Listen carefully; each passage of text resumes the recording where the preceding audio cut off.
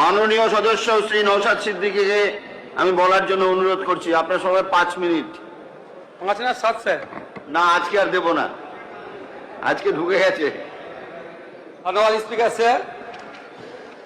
Bill number 18 of 2026, the Howrah Municipal Corporation Second Amendment Bill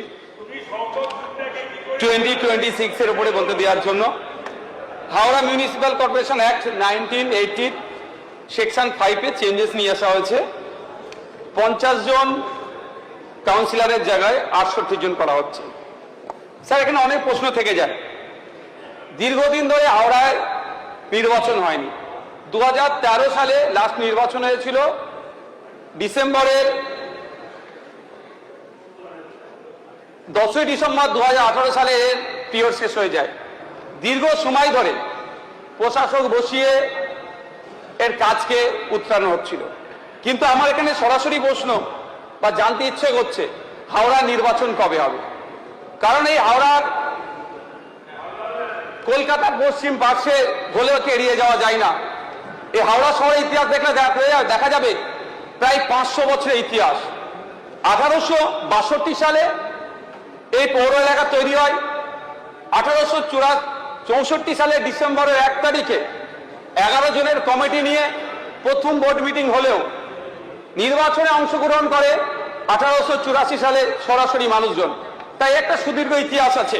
আমরা জানি হাওড়া শহরের ক্ষুদ্র মাঝারি শিল্পের জন্য একটা সময় পূর্বের শেফিল্ড বলে একে ঘোষণা করা হয়েছিল, ভারতের গ্লাসগো বলে একে আখ্যায়িত করা হয়েছিল।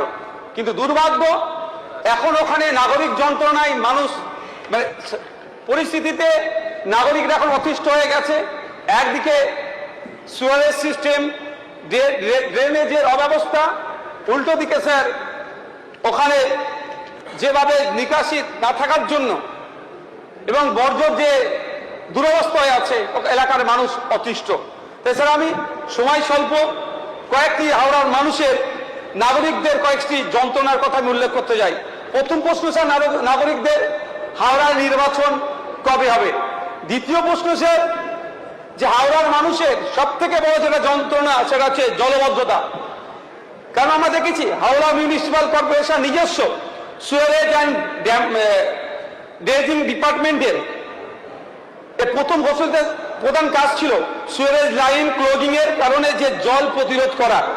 এজন্য জেট কাম সেকশন মেশিন এবং বাকেট মেশিন এর ব্যবহারের কথা HMC নিজে ঘোষণা করে। কিন্তু এই ঘোষণা করলেও এখনো দেখলে দেখা যাবে অল্প বৃষ্টিতেই হাওড়া জলমগ্ন অবস্থায় থাকে। স্যার, আমরা দেখেছি একটা রিপোর্টে যে 2024 সালে এই দুরবস্থা কাটিয়ে ওঠার জন্য 4.7 কোটি টাকা ব্যয় করে একটি মাস্টার প্ল্যানের কথা বলা হয়েছিল।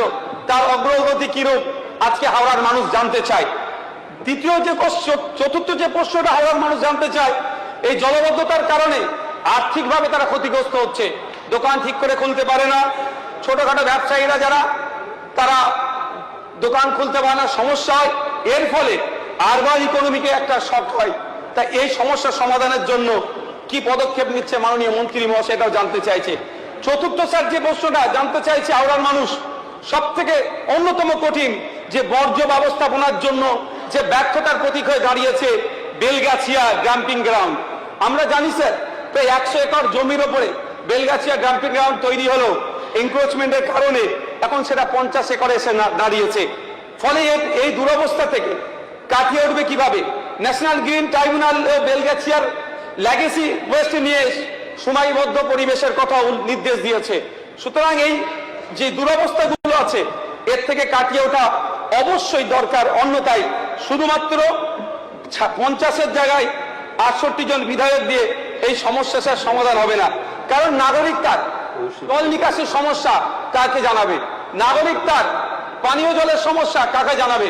নাগরিক তার রাস্তাঘাটের সমস্যা কাকে জানাবে?